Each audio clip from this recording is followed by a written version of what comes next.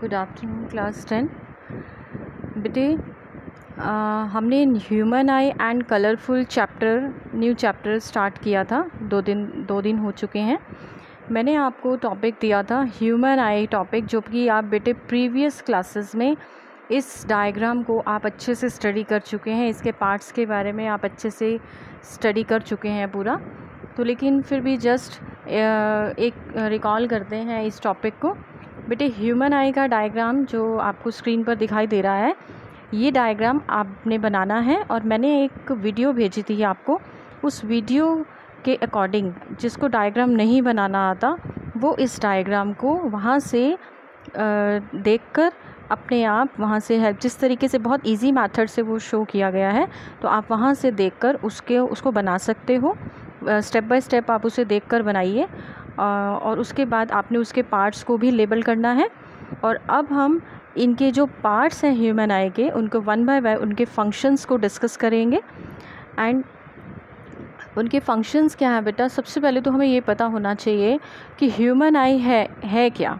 ये बेटे एक सेंस ऑर्गन है, आपका सेंस ऑर्गन है जिसकी हेल्प से आप पूरे के पूरे इस वर्ड को, इस कलरफुल वर्ड को अपने चारों तरफ जो भी चीज़ें हैं आप इजीली देख सकते हो।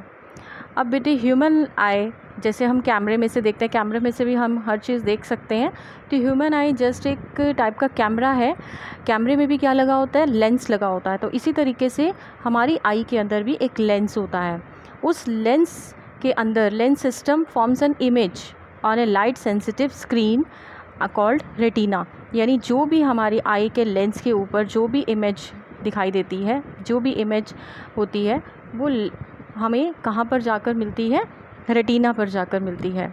उसके बाद the eye ball is almost spherical in shape. जो आई बॉल होती है वो भी कैसा है, हमारा स्फेरिकल शेप में होता है और लगभग इसका डायामीटर अबाउट 2.3 सेंटीमीटर होता है।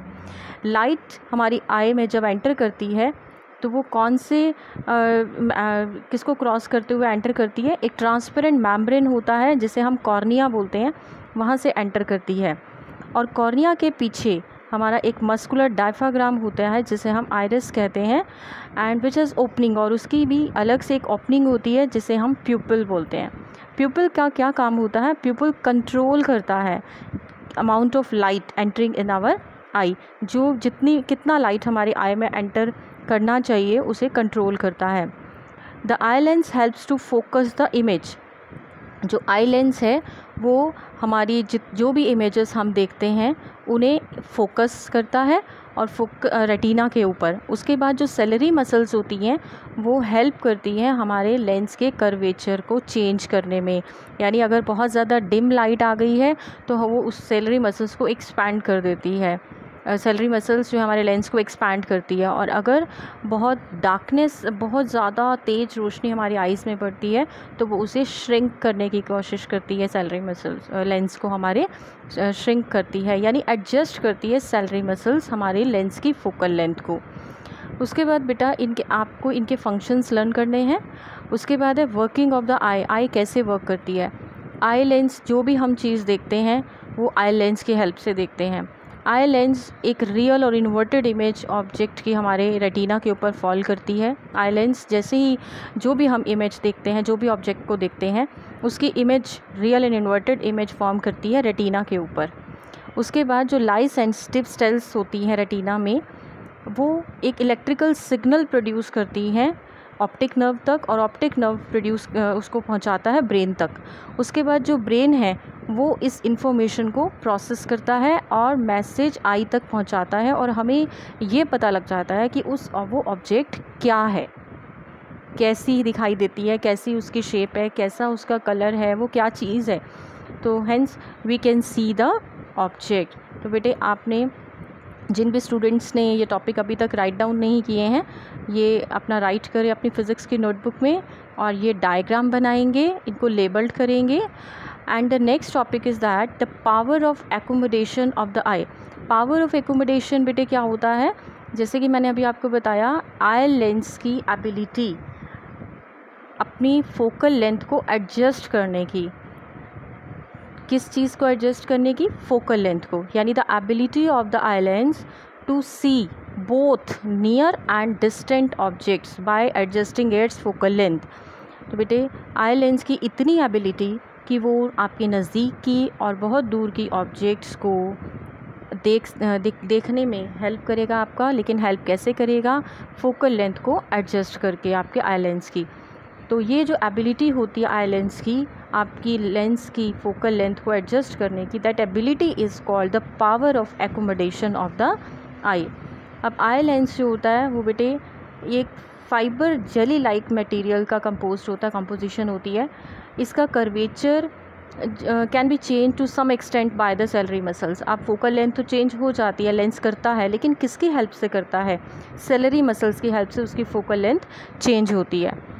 And the change in the curvature of the eye lens can change in its focal length when the muscles are relaxed। जब muscles relaxed होती हैं the lens becomes thin, lens बहुत पतला हो जाता है, and the focal length increases।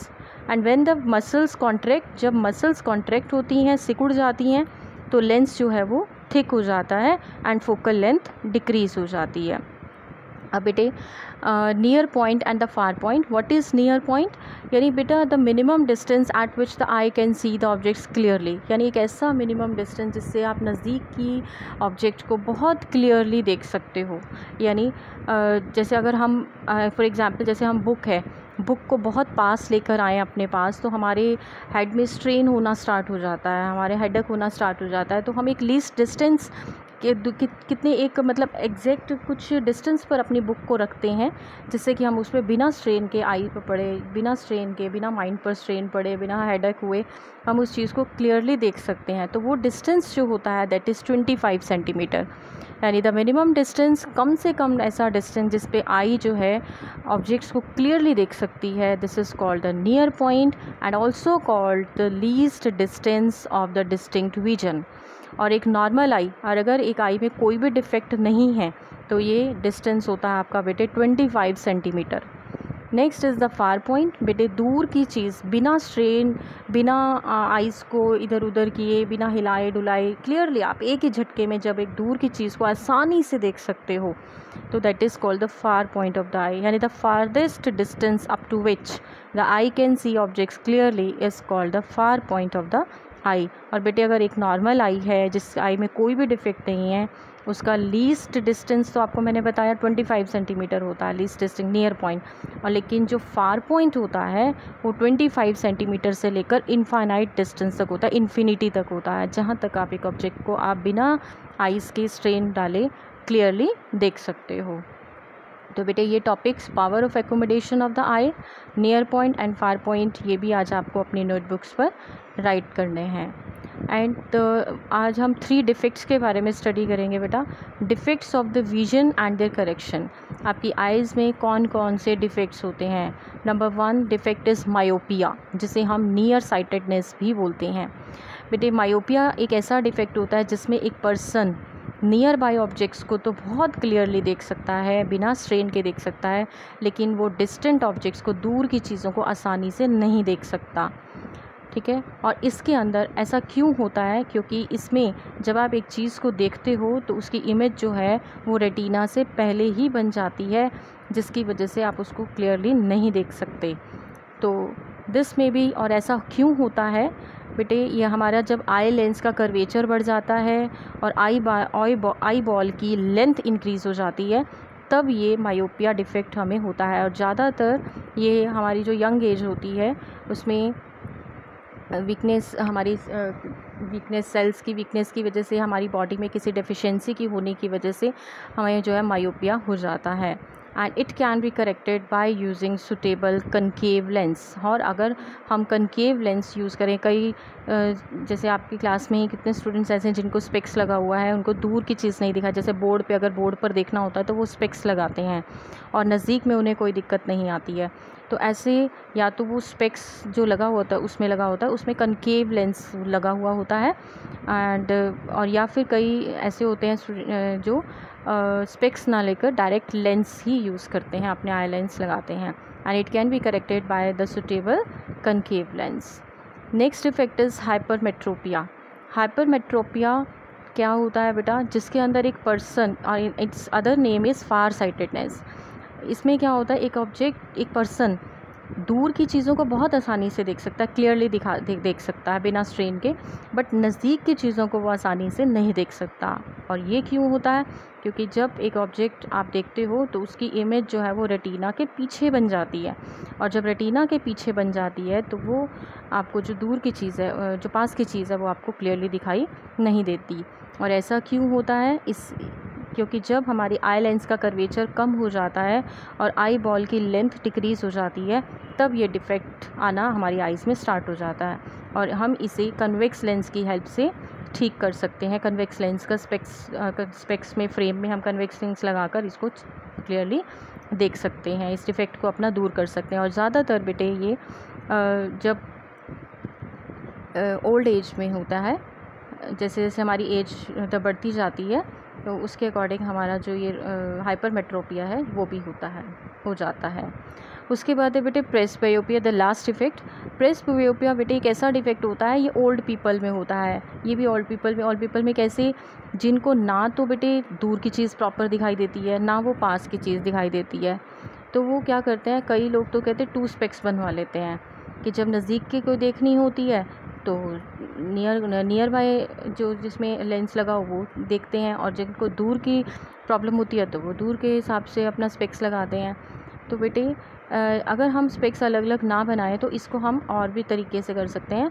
हम एक बाईफोकल लेंस का यूज़ कर सकते हैं, जिसके अंदर आपका दोनों ही कनकेव एंड कन्वेक्स लेंस लगा हुआ होता है। उसका जो अपर पार्ट होता है वो कनकेव के लिए होता है, कनकेव यानी डिस्टेंट ऑब्जेक्ट्स को देखने के लिए, और जो लोअर पार्ट होता है उसमें कन्वेक्स लेंस होता है, जो कि नियर विजन के लिए ठीक रहता है। तो इसलिए बाईफोकल लेंस में आपकी 2 स्पेक्स की ज़रूरत नहीं होता, एक ही स्पेक्स की हो जाता है, जिसमें अपर पार्ट कनकेव होता है और जो लोअर पार्ट होता है वो कन्वेक्स लेंस का होता है। और बेटे लेकिन ये एक्चुअल में होता क्यों है? क्योंकि जैसे जैसे एज बढ़ती जाती है वैसे वैसे हमारी सेलरी मसल्स जो हैं वो वीक होती जाती हैं, और अगर सेलरी मसल्स वीक हो जाएंगी तो आई लेंस की फ्लेक्सिबिलिटी भी डिक्रीज़ हो जाएगी, फोकल लेंथ को डिक्रीज़ करने की।